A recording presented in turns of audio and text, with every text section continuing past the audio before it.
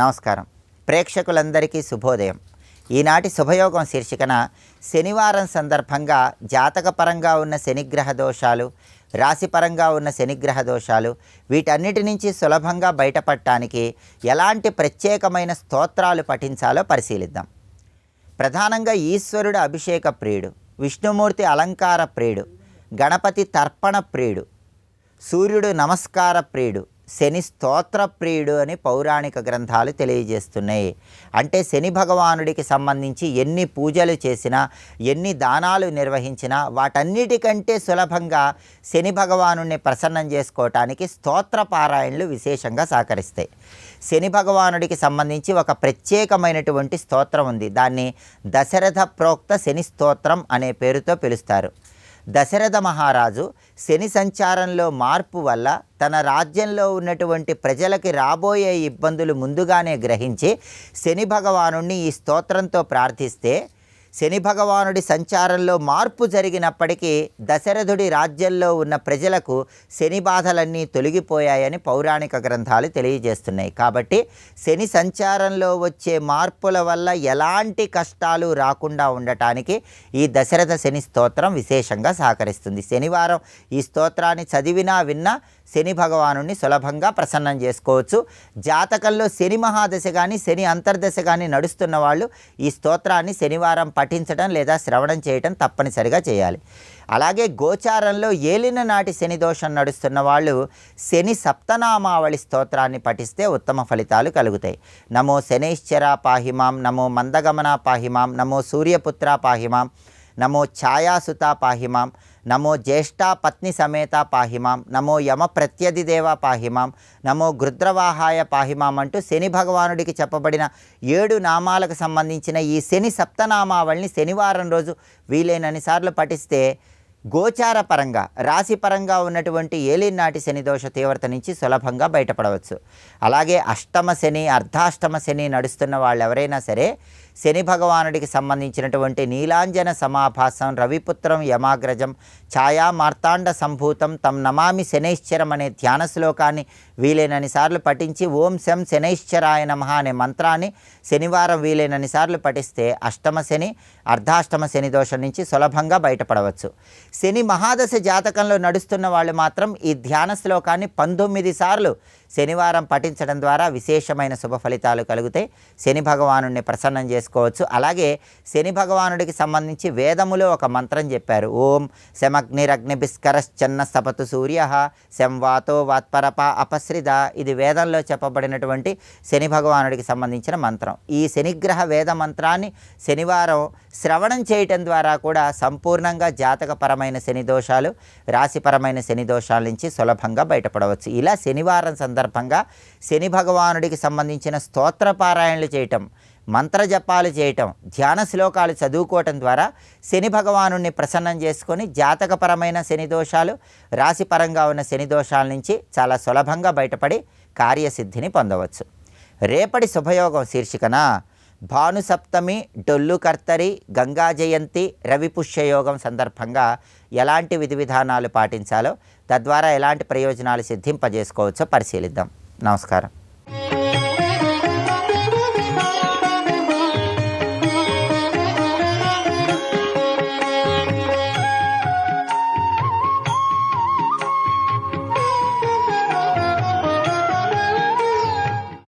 వేదములని ఒక స్త్రీమూర్తులుగా భావిస్తే అమ్మవారి ముందుకు వెళ్ళి వేదకాంతలు స్తోత్రం చేస్తూ నమస్కారం చేసినప్పుడు పాదాలకి తల ఆంచే. పాదాలకు తల ఆంచినప్పుడు అమ్మవారి పాదాలకు ఉన్నటువంటి పారాణి, అక్కడ పూజించిన కుంకుమ వాళ్ళ సీమంత సింధూరానికి తగిలింది ఇక్కడ. కనుక వాళ్ళ సీమంతమునందు సింధూరంగా ప్రకాశిస్తున్నది ఏమిటి? అమ్మ యొక్క పాదాబ్జ ధూళిక. ఆ పాదపద్మాలకు ఉన్నటువంటి ఆ పరాగం ఏదైతే ఉన్నదో, పారాణి యొక్క పరాగము, పూజించిన కుంకుమ యొక్క పరాగము వేదకాంతల యొక్క సీమంతానికి అంటి సింధూరలా ప్రకాశిస్తున్నది. సాధారణంగా ముత్తైదువుకి సీమంత సింధూరమే శోభ. అందుకే వేదకాంతలకి అమ్మ పాదధూళియే శోభ. ధూళిని చూస్తే పాదం గుర్తొస్తుంది. అంటే పాద మహిమని వర్ణిస్తున్నది. ఎందుకు సీమంత సింధూరుని చెప్పారు కూడా తెలుసుకోవాలి కదా. శృతి సీమంత సింధూరు. శృతి అంటే వేదకాంత అయితే వేదకాంతకి తలపై జుట్టు, జుట్టుపై పాపిట సింధూరం. అంటే స్త్రీకి పాపిటని చెప్పారు. వేదం అనే స్త్రీకి పాపిట అంటే అర్థం ఉపనిషత్తు అని అర్థం. అది వేదాంతం అనే మాట విన్నారు కదా. ఉపనిషత్తుకి వేదాంతం అని పేరు. ఒక చెట్టుకి అంతం అంటే పైన కొమ్మలు, మనిషికి అంతం అంటే శిరస్సు, పాదం నుంచి శిరస్సు వరకు అంటాం. కనుక వేదములకు శిరస్సు అంటే ఉపనిషత్తుల యందు, శిరస్సునందు ప్రకాశిస్తున్న అమ్మ పాదధూళి అంటే ఉపనిషత్తుల యందు చెప్పబడిన పరమార్థమే అమ్మ యొక్క తత్వము. అది దీని యొక్క అర్థం అండి ఇక్కడ. అది శృతి సీమంత సింధూరీకృత పాదాబ్జ ధూళిక అనే మాటలో దాగినటువంటి ఆంతర్యం. ఆ భావం తీసుకుని శృతీనాం మూర్ధానో దధతి తవ యౌ శేఖరతయా. అమ్మా, వేదకాంతలు నెత్తి మీద పెట్టుకుంటారమ్మా నీ పాదాలని. అంటే అమ్మ పాదాలు ఎక్కడున్నాయి? వేదకాంతలు నెత్తి మీద ఉన్నాయి. నెత్తి మీద ఉన్నాయంటే ఎక్కడున్నాయి మళ్ళీ చెప్పాలి. ఉపనిషత్తులు ఎందున్నాయి? వేదముకు నెత్తి అంటే ఉపనిషత్తులు ఎందుకు ప్రతిపాదింపబడుతున్నాయి. అందుకే మీరు వేదంలో ఏ విషయమైనా చెప్పండి, దాని అల్టిమేట్ సిద్ధాంతం మాత్రం ఉపనిషత్తే. అందుకే ఏదైనా మాట్లాడినప్పుడు చివరి మాట ఒకటి వస్తుంది. చివరి మాట వస్తే జడ్జిమెంట్ అయ్యాక నో ఆర్గ్యుమెంట్లన్నీ మొదటే, చివరికి జడ్జిమెంట్. కానీ ఆర్గ్యుమెంట్ల చివరి వచ్చింది జడ్జిమెంట్. కానీ వేదములన్నీ ఆర్గ్యుమెంట్లు అయితే వేదాంతం జడ్జిమెంట్ అన్నాడు ఇక్కడ. ఈ మాట చెప్పింది ఎవరు కాదు, మన శంకరులే. వేదాంతం అంటే వేదం యొక్క తీర్మానం అన్నాడు మహానుభావుడు. చూడండి గొప్ప మాట. ఏమిటి వేదం యొక్క తీర్మానం? బ్రహ్మతత్వ ప్రతిపాదన. పరబ్రహ్మతత్వమే వేదం యొక్క పరమార్థం. పరమార్థం ఎక్కడ చెప్పారు? చివరిలో చెప్తారు, అంతే కదా. మొత్తం చెప్పక సారం చెప్తారు. వేదం యొక్క సారం వేదాంతం. కనుక వేదాంతం అనేది చెప్పబడేది ఏమన్నాం? పరబ్రహ్మతత్వం. కనుక వేదముల నెత్తిపై నీ పాదాలున్నాయంటే అర్థం నీ పాదములు పరబ్రహ్మతత్వములు. అది చెప్పడం ఇక్కడ.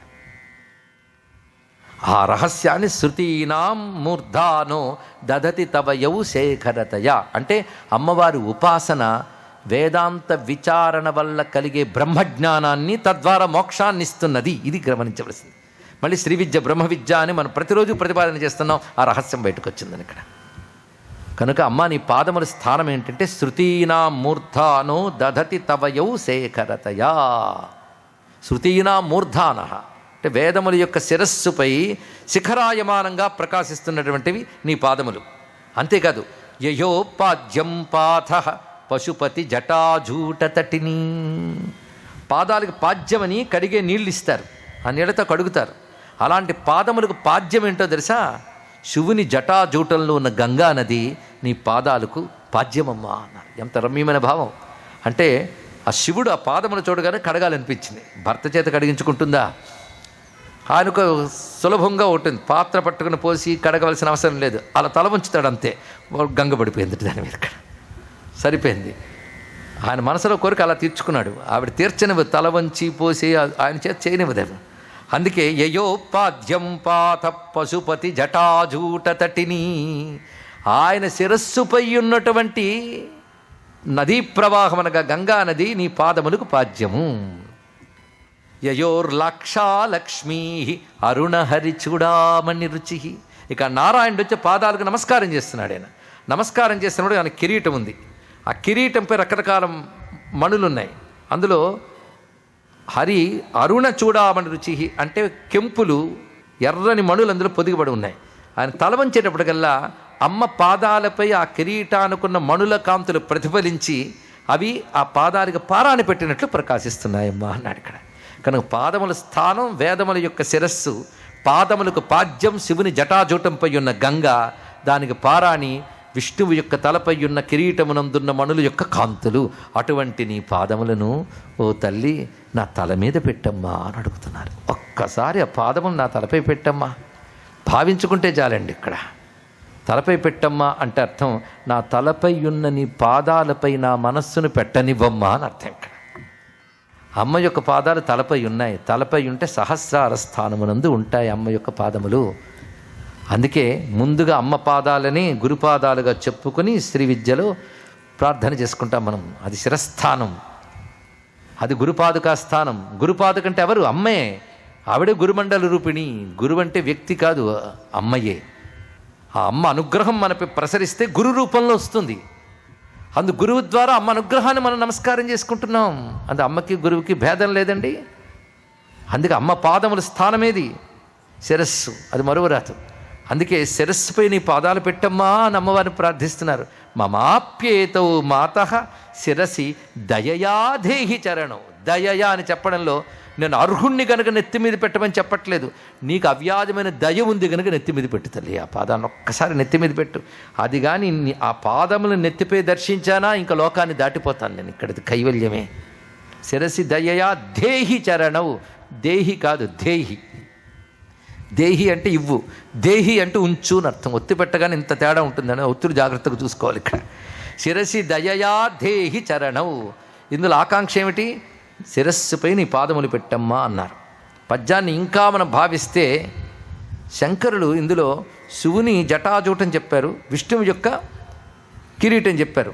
మరి ముగ్గురిని చెప్పారు కదా, బ్రహ్మదేవుడిని చెప్పలేదేమండి అంటే బ్రహ్మదేవుడికి 4 తలలు. 4 తలలు అంటే 4 వేదాలు. 4 వేదాలకు పైన ఉన్నది ఉపనిషత్తు, దానిపైన అమ్మ పాదములు అంటే అర్థం బ్రహ్మదేవుడి తల కూడా అక్కడ ఉందని అర్థం. ఇక్కడ బ్రహ్మనే చెప్పాడయ్యా అన్నాడు. వేదం చెప్పాడంటే బ్రహ్మని చెప్పినట్లే లెక్క. అందుకే శంకరులు వేదము స్థానం చెప్పాక మన బ్రహ్మని వేరే చెప్పక్కర్లేదు. బ్రహ్మ అంటేనే 4 వేదాల తల ఆయనది. 4 వేదాలు 4 ముఖాలు. ఆ తలపై పై భాగం ఉపనిషత్తు. అక్కడ పాదములు ఉన్నాయి అన్నప్పుడు బ్రహ్మని చెప్పినట్లే కదా అన్నారు. సరిపోయింది. అంటే బ్రహ్మగారు కూడా తల ఆంచి నమస్కారం చేస్తున్నాడు, శివుడు అదే పని చేస్తున్నాడు, విష్ణువు అదే పని చేస్తున్నాడు. సర్వం శ్రీ లలితా మహాత్రిపుర సుందరి చరణారవిందార్పణమస్తు. స్వస్తి.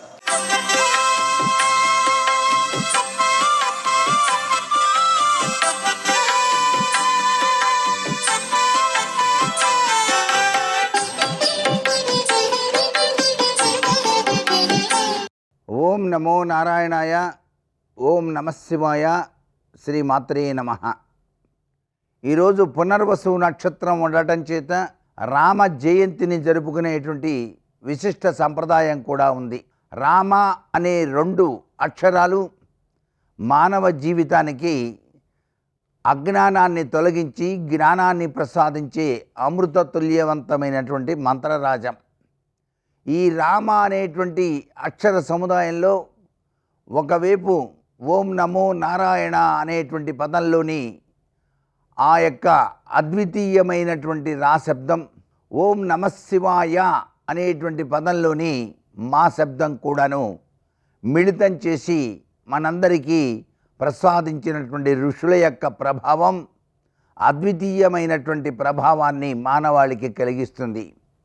అంతేకాదు రాముడు ధీరోదాత్తుడు, మహాపురుష లక్షణాలతో ఆయన విరాజులుతూ ఉంటాడు. కాబట్టి ఆయన యొక్క దివ్యవంతమైనటువంటి మహాపురుష లక్షణాల్ని మనం గనక ఈ రోజున మనసు నిండా తలచుకొని ఆయన చూపినటువంటి మార్గదర్శక సూత్ర ప్రాతిపదికల్ని గనక మనం కూడాను ఆచరించినట్లయితే, రామ జయంతిని మనస్ఫూర్తిగా గనక జరిపినట్లయితే శ్రీరామచంద్రమూర్తి సీతమ్మ తల్లితో కూడి మన జీవితాలలో వెలుగు రేఖల్ని ప్రసాదింపచేస్తాడు. కష్టాల కడలిలో కొట్టుమిట్టాడేటువంటి ప్రతి వ్యక్తి జీవితంలో రామనామం కష్టాల్ని తొలగించే అద్భుత వరం. అందుకనే శ్రీరామ రామ రామేతి రమే రామే మనోరమే సహస్రనామ తత్తుల్యం రామనామ వరాననే అంటూ మనం నిత్యం కనుక ఈ రామ రామ అనేటువంటి పదాల్ని గనక ఉచ్చరించినట్లయితే జీవనం జీవితం సుసంపన్నమై వెలుగొందుతుంది అంటోంది శాస్త్రం. అందుకే కష్టాల్ని తొలగించేటువంటి అద్వితీయమైనటువంటి మంత్రం రామమంత్రమే. పాపాల్ని పోగొట్టేటువంటి అద్వితీయ మంత్రం రామనామమే. అందుకే అన్నారు, ప్రణవ నిలయ మంత్రం, ప్రాణ నిర్వాణ మంత్రం, ప్రకృతి పురుష మంత్రం, బ్రహ్మరుద్రేంద్ర మంత్రం, ప్రకట దురిత రాగద్వేష నిన్నాశ మంత్రం, రఘుపతి నిజ మంత్రం, రామ రామేతి మంత్రం అని చెప్పేసి. కాబట్టి ఈ రామ అనేటువంటి 2 అక్షరాలు ప్రతినిత్యం కూడా ప్రతి వ్యక్తి కూడా స్మరించిన చాలు మానవ జీవితం ధన్యమై తీరుతుంది అని చెప్పేసి శాస్త్రవచనం. అందుకే రామబంటువైనటువంటి హనుమంతుల వారు కూడా అనుక్షణం ఆ రామనామ జపం చేస్తూనే నేటికి చిరంజీవిగా ఉన్నాడు. సర్వే జనా సుఖినో భవంతు.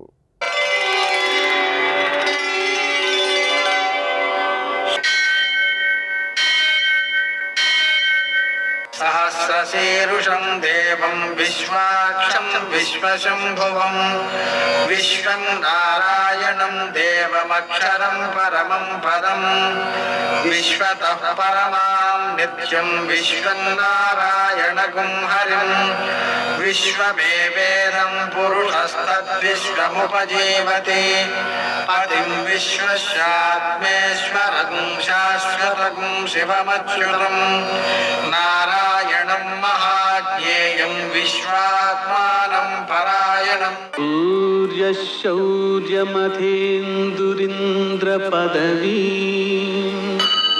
సన్మంగళం మంగళం.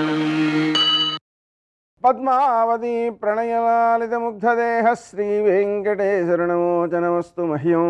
నేటి కాలమాన విశేషాలను గమనిద్దాం.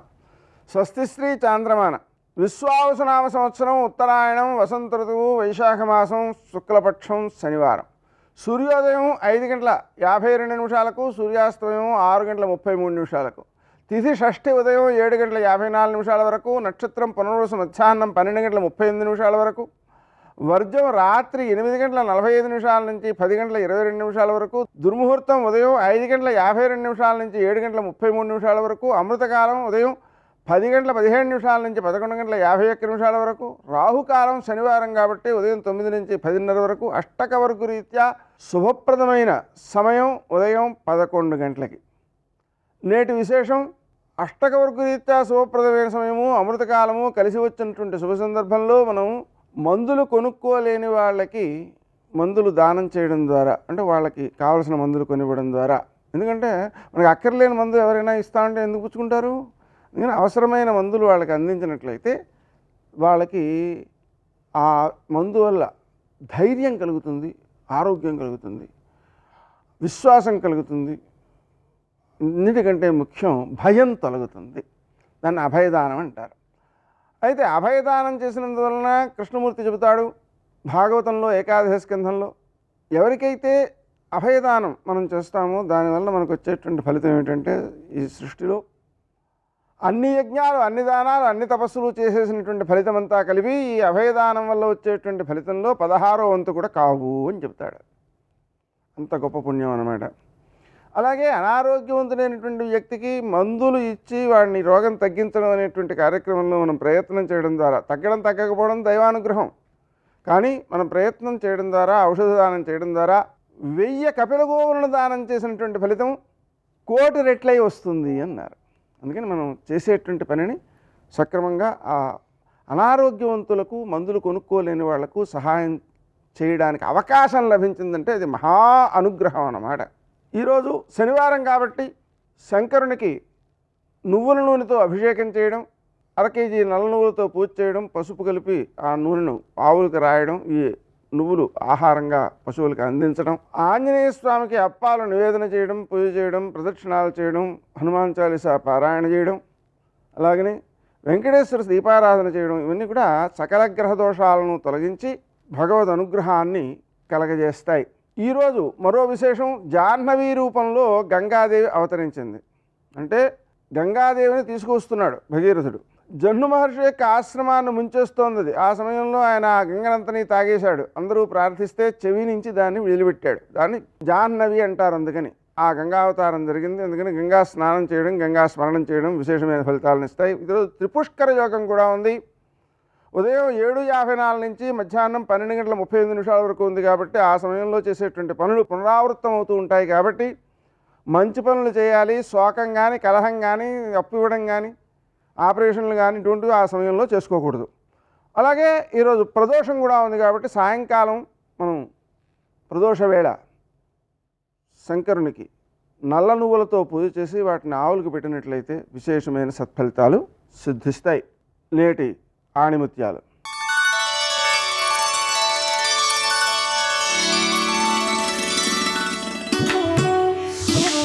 లక్ష్యాన్ని సాధించలేని జ్ఞానం నిరుపయోగమైనది.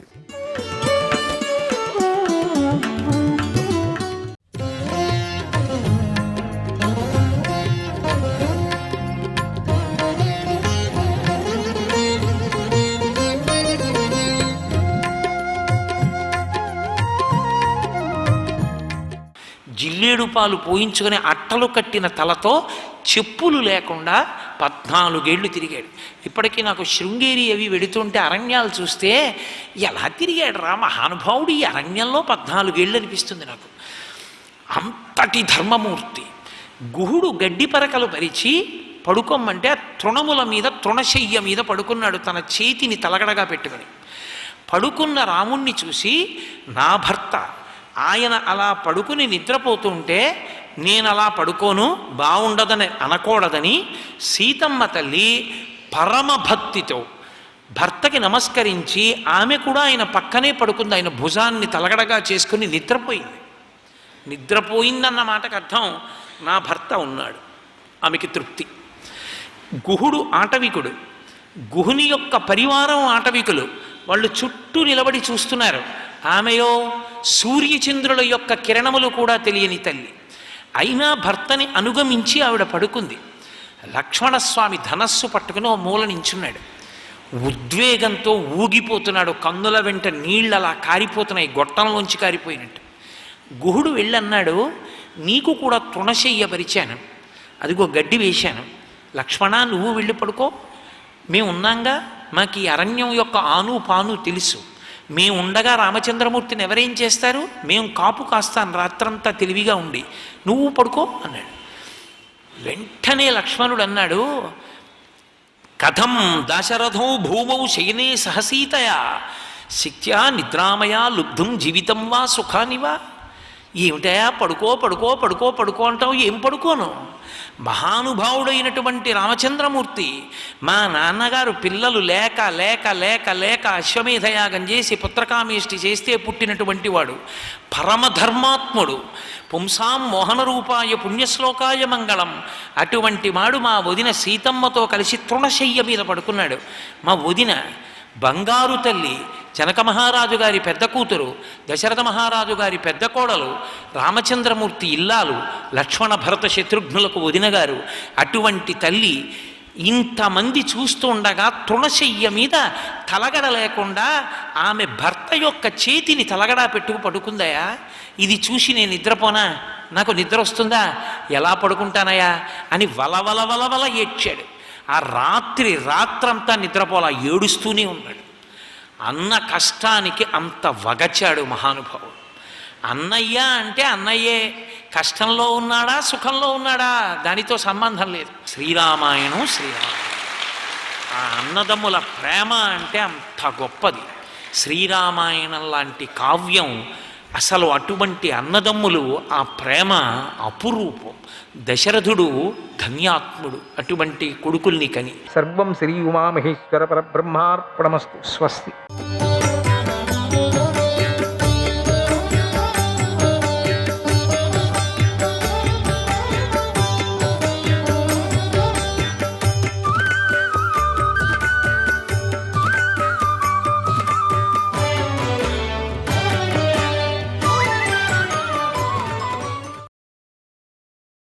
ఓ రాజా, రాజ్యం అంటే ఎందరో శత్రువులు ఉంటారు కనుక రాజ్యాన్ని నిత్యము ప్రయత్నపూర్వకంగా కాపాడుకుంటూనే ఉండాలి అన్నాడు. ఆ మాటలు విని ధృతరాష్ట్రుడు ధర్మరాజును పిలిపించి ఇలా అన్నాడు, ఓ అజాతశత్రు, నువ్వు నా మాట విను. నీ అనుగ్రహం వల్ల ఇప్పుడు మమ్మల్ని శోకం పీడించడం లేదు, మేమెవరూ వేడ్చడం లేదు, ఇక సంతోషంగా ఉన్నాం. అబ్బా, ఎన్ని రోజులకు ధృతరాష్ట్రుడు నోటి నుంచి వచ్చిన మాట ఇది. కనుక ఓ కుమారా, నేను నీ వంటి రక్షకుణ్ణి పొందాను, నీతో కలిసి ఉన్నాను. గతంలో హస్తినాపురంలో లాగా నేనెంతో ఆనందంగా ఉన్నాను. ప్రియమైన వారి సేవలను పొందుతున్న నీ ద్వారా నేను పుత్రఫలాన్ని పొందాను, పుత్రులను దర్శించగలిగాను. కనుక నీ మీద నాకెంతో ప్రీతి, నాకు సంతోషంగా ఉంది. నాకేమీ కోపం లేదు. నువ్వు నగరానికి వెళ్ళు, ఆలస్యం చేయకు. నిన్ను ఇక్కడ చూస్తుంటే నా తపస్సు క్షీణిస్తుంది. నేను శరీరాన్ని తపస్సులో లగ్నం చేశాను. నిన్ను చూసి మళ్ళీ శరీరాన్ని రక్షించుకోవాలని అనిపించింది. అలాగే ఈ నీ తల్లులు కూడా పండుటాకులను ఆహారంగా స్వీకరిస్తూ బ్రతుకుతున్నారు. నాతో సమానంగా నియమాలు పాటిస్తున్నారు.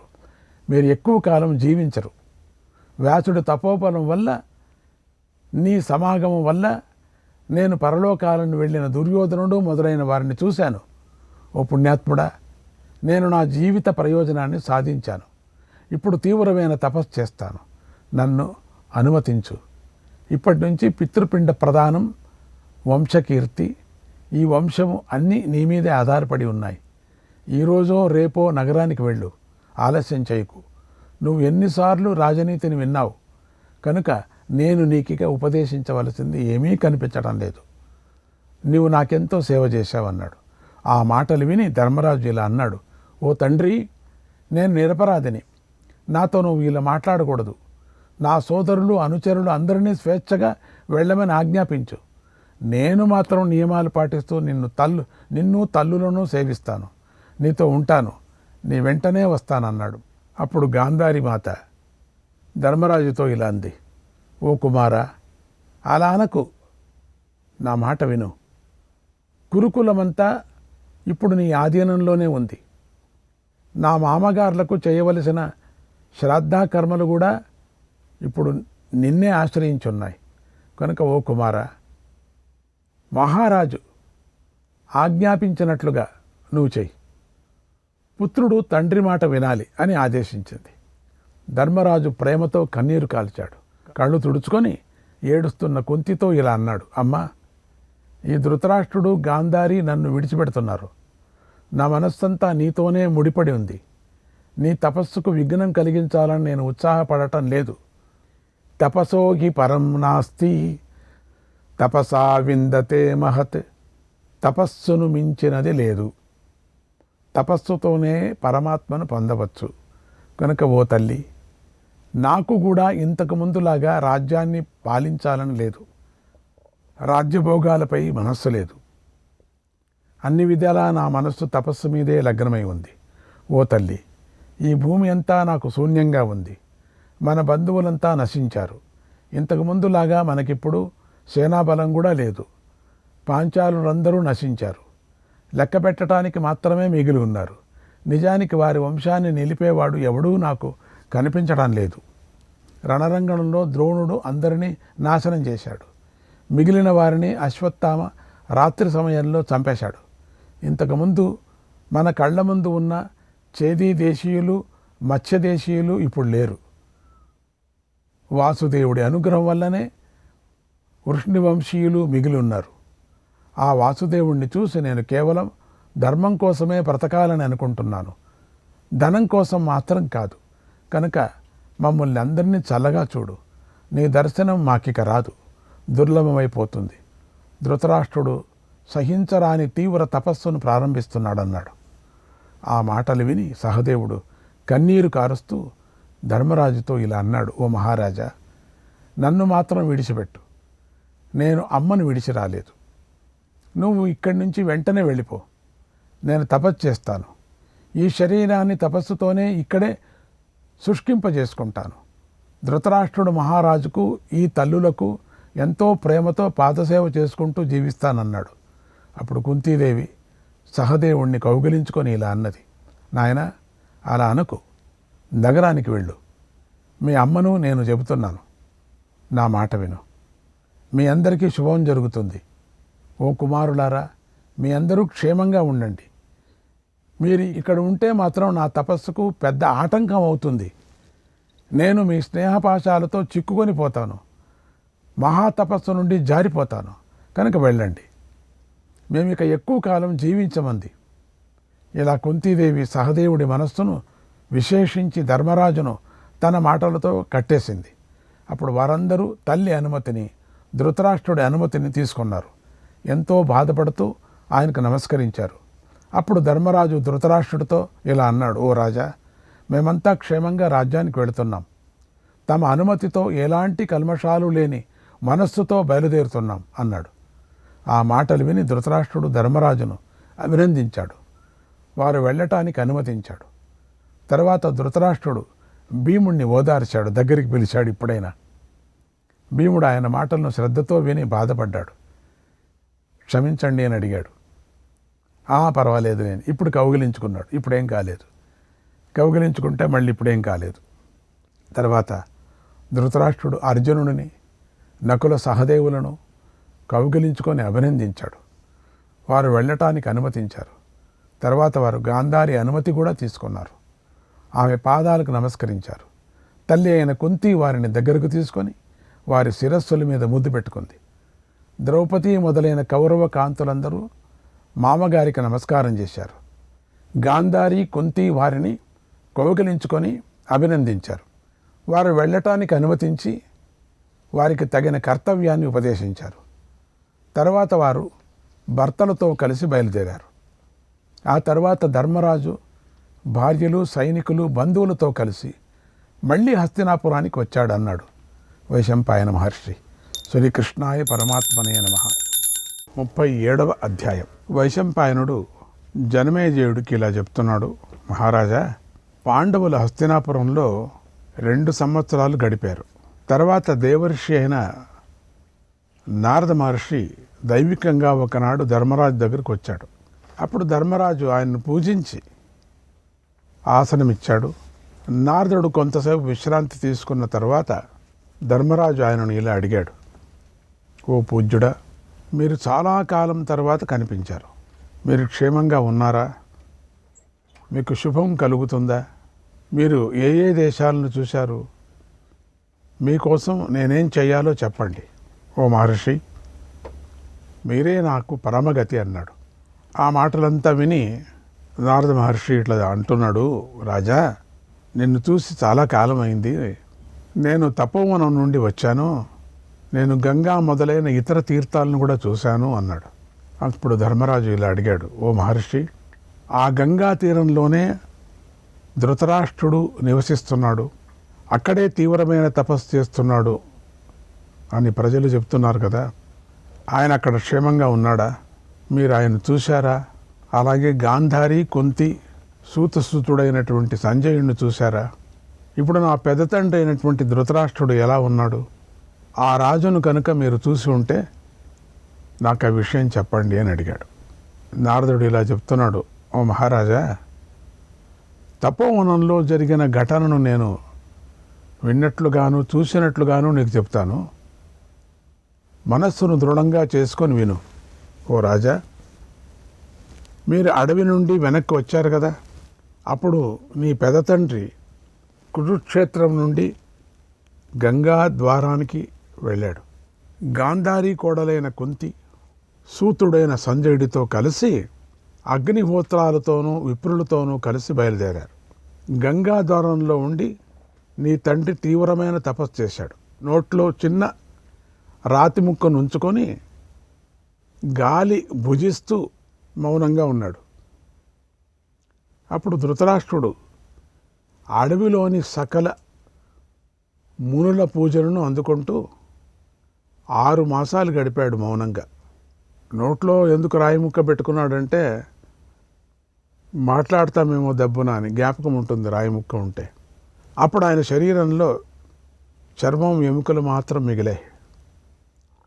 ఆ సమయంలో గాంధారి నీటిని ఆహారంగా స్వీకరించింది. కుంతి నెలకొకసారి మాత్రమే తిన్నది. సంజయుడు 3 రోజులకు ఒకసారి మాత్రమే తిన్నాడు.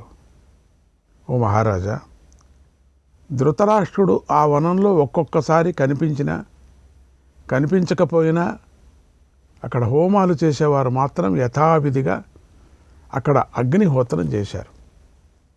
అగ్నిహోత్రం చేసేవాళ్ళు మాత్రం చాలా ఉన్నారు. అప్పుడు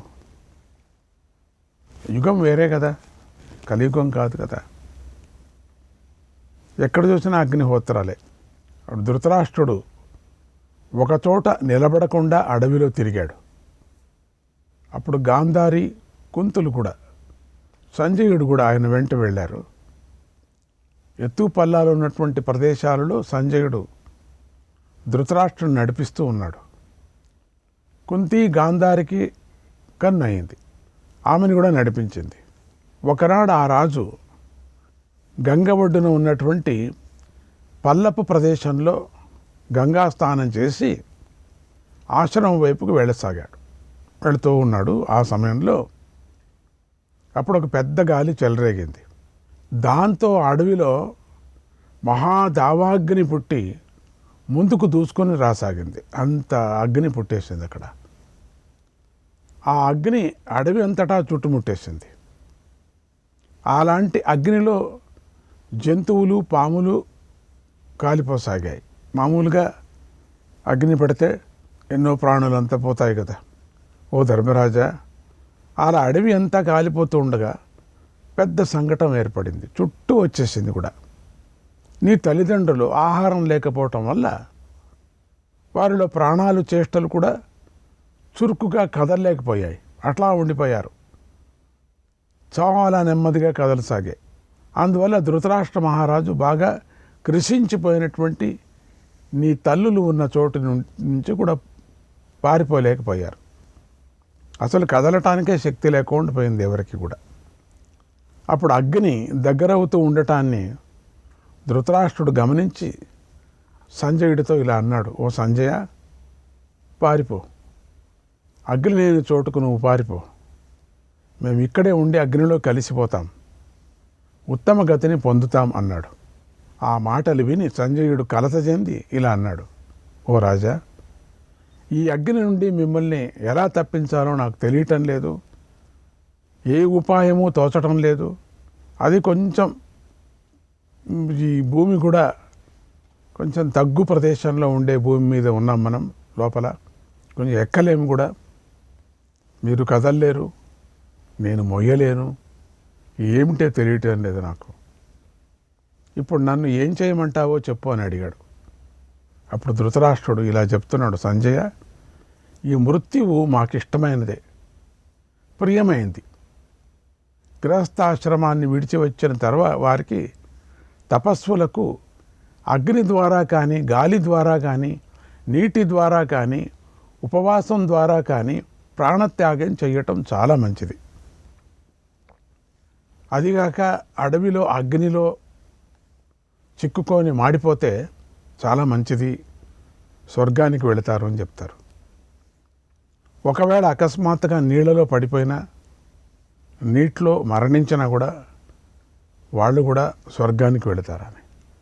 ఒకవేళ చాలా గాలి వచ్చి ఎడారిలో ఆ గాలిలో ముంచకపోయి ఇసుకలో పూడకపోతే వాళ్ళు కూడా, ఆ ప్రాణాలు పోతే వాళ్ళకు కూడా మంచి లోకాలు దొరుకుతాయని చెప్పారు. అట్లా లేక క్షీణించి ఉపవాసంతో శరీరాన్ని వదిలినా కూడా స్వర్గలోకానికి వెళతారు. ఇందులో ఏ అనుమానం లేదు. ఓ సంజయ, నువ్వు వెళ్ళిపో, ఆలస్యం చేయకు, మాకు మంచి గతి దొరకటానికి వచ్చింది అన్నాడు. తర్వాత ధృతరాష్ట్రుడు తూర్పు దిక్కు వైపుకు తిరిగి గాంధారి కుంతులతో కలిసి కూర్చున్నాడు. ధ్యానం చేస్తూ కూర్చున్నాడు. సంజయుడు అలా ధృతరాష్ట్రుడిని చూసి ఆయనకు ప్రదక్షిణం చేసి ఇలా అన్నాడు, ఓ ప్రభు, నిన్ను యోగంలో నిలుపుకో అని ధృతరాష్ట్రుడికి యోగం గురించి గుర్తు చేశాడు. నీకెట్లా యోగం విన్నావు కదా, ఇప్పుడు యోగంని గుర్తు చేసుకో, నువ్వు నీ ప్రాణాలంతా యోగంలో నిలిపేసుకో అని యోగాన్ని గుర్తు చేసి, ధ్యానాన్ని గుర్తు చేసి, అప్పుడు వ్యాసమహర్షి పుత్రుడైనటువంటి ధృతరాష్ట్ర మహారాజు సంజయుడి మాట పాటించి ఇంద్రియాల ప్రవర్తనను నిరోధించాడు. సంజయుడి మాట అంతా అప్పుడు విన్నా, భగవద్గీత అంతా మొత్తం విన్నాడు కదా, అందుకని జ్ఞాపకం చేశాడు ఎక్కడెక్కడ ఏమేమి ఉంది, ఎట్లా నువ్వు వెళ్ళాలని. ఇంద్రియాల ప్రవర్తనను కూడా నిరోధించాడు. మొత్తం సమాధి స్థితిలో వెళ్ళిపోయాడు. కదలిక లేనటువంటి స్థితి, కట్టలాగా అయిపోయాడు. ఇంతలో దావాగ్ని మీదకి వచ్చేసింది. విపరీతమైన అగ్ని వచ్చేసింది. నీ తల్లి అయిన కుంతీదేవి, నీ పెద్ద తండ్రి అయినటువంటి ధృతరాష్ట్రుడు, నీ పెద్ద తల్లి అయినటువంటి గాంధారి అగ్నిలో కాలి బూడిదైపోయారు. అప్పుడు సంజయుడు ఒక్కడే ఆ దావాగ్ని నుండి తప్పించుకొని గంగా తీరానికి చేరాడు. సంజయుడు ఒక్కడే మిగిలాడు. మిగతా వీళ్ళందరూ కూడా అగ్నిలో పరమపదాన్ని పొందారు. చాలా సంతోషం. మంచి చావే. మనకు అనిపిస్తుంది ఏది ఇంత చెడ్డ చావు చచ్చాడే అని. ఊరికే మనం తిట్టుకోవటానికి ఉపయోగించుకోవచ్చు, కానీ మన అనవలసిన పని లేదు. మంచి చావే, మంచి యోగాన్నే. ఎందుకంటే గంధర్వుడు కదా, ఎంత మానవ శరీరం కర్మని ఎత్తుకొని వచ్చాడు కాబట్టి అనుభవించాడు. గుడ్డిరాజుగా ఏదో శాపగ్రస్తుడై ఇక్కడికి వచ్చాడు అంతే, భూమిలోకి. అక్కడ ఆయనను తాపసులు చుట్టుముట్టి ఉన్నారు కూడా ఆ సమయంలో. అప్పుడు నేను ఆ సంజయుడిని చూశాను. సంజయుడు గంగానది దగ్గరికి పరిగెత్తుకొని వచ్చాడు. వెంటనే సంజయుడు వారిని విడిచిపెట్టి నా వద్దకు వచ్చి ఈ విషయం అంతా చెప్పాడు, ఇట్లా జరిగిందంతా కూడా. తర్వాత సంజయుడు హిమాలయ పర్వతం వైపుకు నడుచుకుంటూ వెళ్ళిపోయాడు. రాజా, ఇలా కురురాజైన ధృతరాష్ట్రుడు, నీ తల్లులు కుంతి, గాంధారి పరలోకానికి వెళ్ళారు. ఓ రాజా, ఆ తర్వాత నేను అనుకోకుండా ఆ వనానికి వెళ్ళి తిరిగాను. అప్పుడు నాకు అక్కడ ఆ ధృతరాష్ట్ర, గాంధారి, కుంతుల అవశేషాలు, కళేవరాలు కనిపించాయి. ఆ తర్వాత తపస్సులందరూ ఆయన మరణించిన సంగతిని తెలుసుకొని తపోవనానికి అందరూ వచ్చారు. వారందరూ ధృతరాష్ట్రుడు ఉత్తమ గతిని పొందాడని భావించారు. ఓ ధర్మరాజా, అలా నేను ఆ సమయంలోనే ధృతరాష్ట్రుడు, ఆ మహారాణులు కాలిపోయిన విషయాన్ని తెలుసుకున్నాను, విన్నాను కూడా. ఓ రాజా, వారు స్వయంగానే అగ్నిలో కలిసిపోయారు కనుక వారికై మీరు ఖండితంగా శోకించవలసిన పని లేదు, దుఃఖపడాల్సిన పని లేదు అని చెప్పుకొచ్చాడు. ఇలా ధృతరాష్ట్ర, గాంధారి, కుంతి నిర్యాణ విషయాన్ని పాండవులు విన్నారు, ఎంతో శోకించారు కూడా. ఈ వార్త విని అంతఃపుర కాంతులు పెద్దగా రోధించారు. ప్రజలు తీవ్రమైన ఆర్తనాదం చేశారు. ధర్మరాజు అయ్యో ఎంత పని జరిగింది అనుకున్నాడు.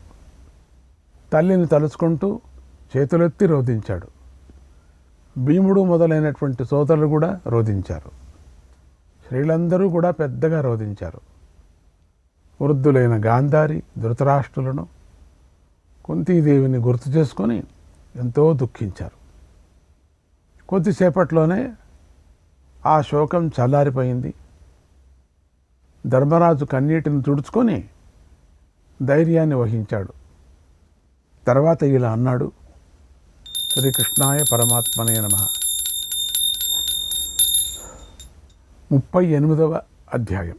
ధర్మరాజు నారద మహర్షికి ఇలా చెప్పాడు, ఓ విప్ర, బంధువులమైన మేమందరము ఉండగానే ఆ మహాత్ముడు తీవ్రమైన తపస్సు చేశాడు. అలా దిక్కులేని వాడిలాగా మరణించాడు.